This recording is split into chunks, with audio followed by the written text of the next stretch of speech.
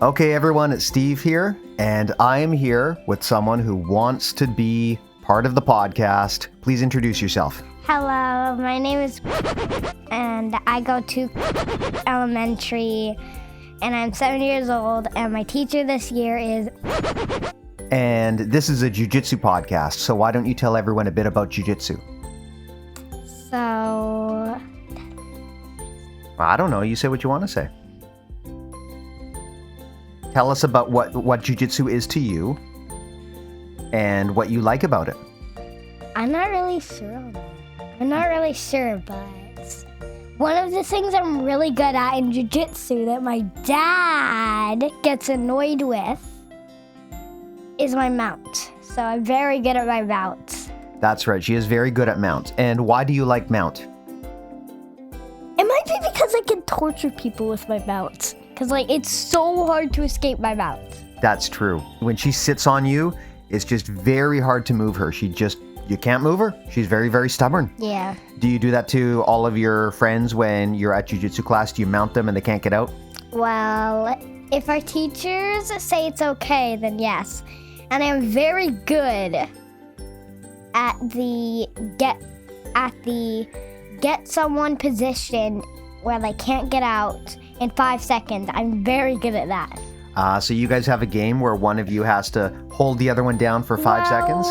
It's not really a game. It's more of a thing we have to do for, lessons. Well, that's kind of a game. It's probably part of a game that you do for class. Games are more of Ninja River. What's Ninja River? It's a game where they get a hopscotch rope, and there's 2 coaches that will shake it around.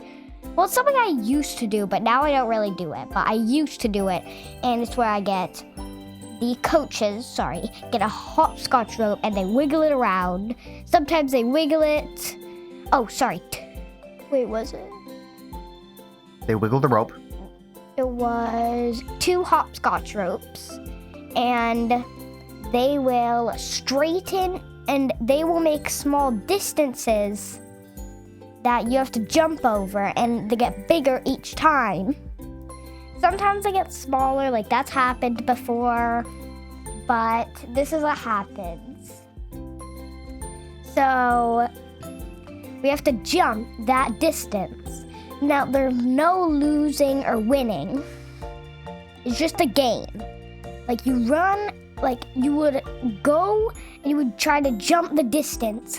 Sometimes they make you crawl under the 2 ropes, and they make a little bridge that you have to crawl under. I see. And sometimes they will wiggle the ropes. Is there anything else that you're really good at that you like to do? Also, I know what I do know what the leg bar is, and I would say I also know what the cross guard is. The leg bar. Okay, and what is the leg bar? It's when you grab someone's leg. Technically, it's just an arm bar with your leg. Now what's the cross guard? The cross guard is where it's technically just mount, except you lay on them and you put your head to the side. Interesting. Now, how long have you been training Jiu-Jitsu for? Well, when I was younger, I did Jiu-Jitsu, and eventually I stopped. Now I've been doing it for a couple years. That's right. We put you in Jiu-Jitsu when you were very young, but then the pandemic happened and the Jiu-Jitsu gyms closed, so you couldn't do it for a while, and you've been back at it. And what do you like about Jiu-Jitsu? Honestly, I'm not really sure. You're not really sure? Do you enjoy it? It might be the new friends. Yeah, that's my favorite thing about Jiu-Jitsu too, is you get to meet new people and see your friends. Yeah, because you would never make good friends. Just to tell you, all the Jiu-Jitsu people who are listening to this, which are probably a lot.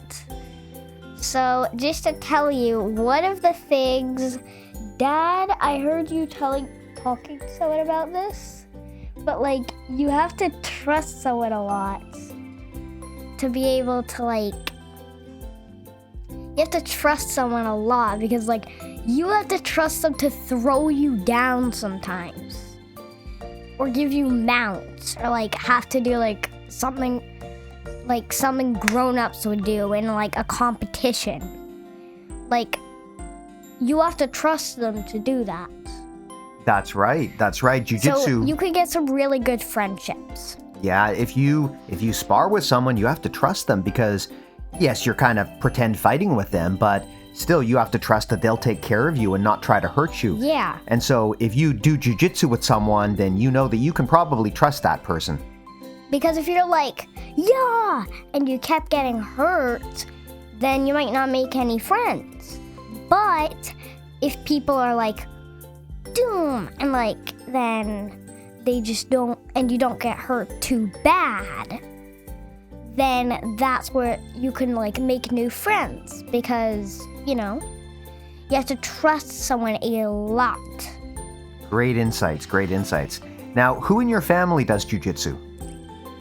Well, pretty much Uncle Matt, That's right. you, Mm-hmm. Mom used to do jiu-jitsu. Mm-hmm. Do you want me to say her name? No, it's okay, but who else? I believe... Your cousin. Oh yeah, my cousins. And you forgot one more person. Yourself. Oh yeah, me. So that's a lot of people. Yeah, and I'm still a white belt, but I have a lot of stripes from my kickboxing class that I did when I was young. Well, you know what? White belt is the most important younger. belt. Wait, why? Because the white belt is the belt that you start out with. And that means that you started. If you did jiu-jitsu, that means you started. And so you're already ahead of a lot of people. White belts are the future. So it's important to have a lot of white belts and to help them because they're the ones who are going to be the future of the sport. Yeah, let's talk about like the belt, you know? Mm-hmm. And about trusting. Okay, talk away. I would Dad, You want me to talk? Oh, well, I thought you were the one who let's wanted... talk together. Okay, all right. What do you want me to talk about? You want me to talk about trust? And the belts, you know? Okay. Well, the belt system, the white belt is the most important belt. Yes. And the reason why the white belt is so important... Can I tell you that? Yes. It's because that if you never had a white belt, then there wouldn't be any future jiu-jitsuers. That's right. It's like how they say children are the future. Well, in jiu-jitsu, the white belts are the future because they're the new people. And you wouldn't have that feeling of happiness and excitement when you accomplish to get a new belt. Mm-hmm, You wouldn't feel that excitement and happiness because you just start out straight with a black belt. Yeah, that's a good point. They say that the journey is more important than the destination. If they just gave everyone black belts, then it wouldn't feel satisfying to get a new belt. Part of it is the hard work that you put in. Yeah, like, it's been a couple of years since I've been doing jiu-jitsu, and I still have a white belt. Mm-hmm. Now, here's another question that I have for you, sweetie. What? What do you think about your daddy's jiu-jitsu? I would say it's really good, but sometimes it can be a little, you know, A little what? bad, because, like, you know...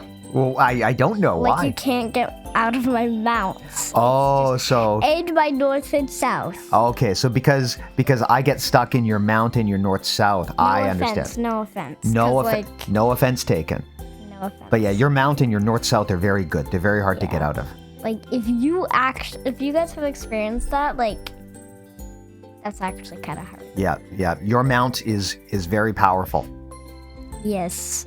Because, like, Dad has done a lot of techniques on me to get out of my mount. Like... What is your dad's best technique? I believe it might have been... What's the thing that everyone always says Daddy does that's really annoying?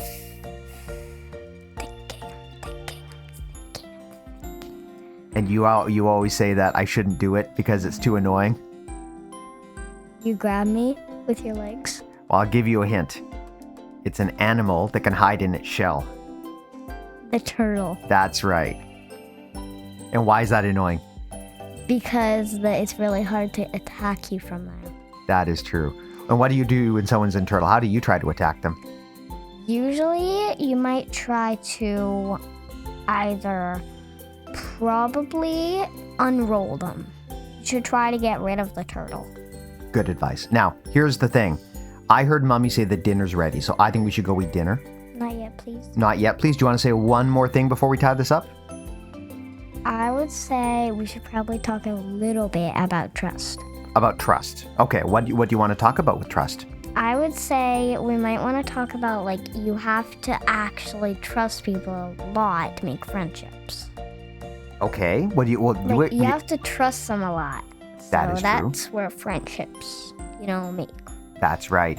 And do you find that it's the same outside of jiu-jitsu too, that when you trust someone, you're going to be better friends with them? Yeah. Because, like, if someone is just like, yeah, I slammed you, yeah, and someone just keeps getting you down and they, like, don't even care about your safety, you would never make friends with that person, right, Dad? That's right, that's right. You need to be trusting the people that you train with because you're letting them control your body and you're putting yourself in situations that could be dangerous if the other person wants to hurt you. And this happened, and, like, this happened before where I was just doing this. He kind of had to slam me down to the ground, and I had to trust him to do, like, slow, medium mode, and hard mode, He just was kind of worried. He was just, like, trying to help me. And so you have to trust them a lot, because if you, don't, then if you can't trust them, then, they're not going to become your friends anytime soon. Yeah. So trust is important. Well, with that said, I think it's dinner time. Do you want to sign off? Sure. Okay. Sign off. Say something to close out the podcast that is just a good way to end the show. Bye. There you go.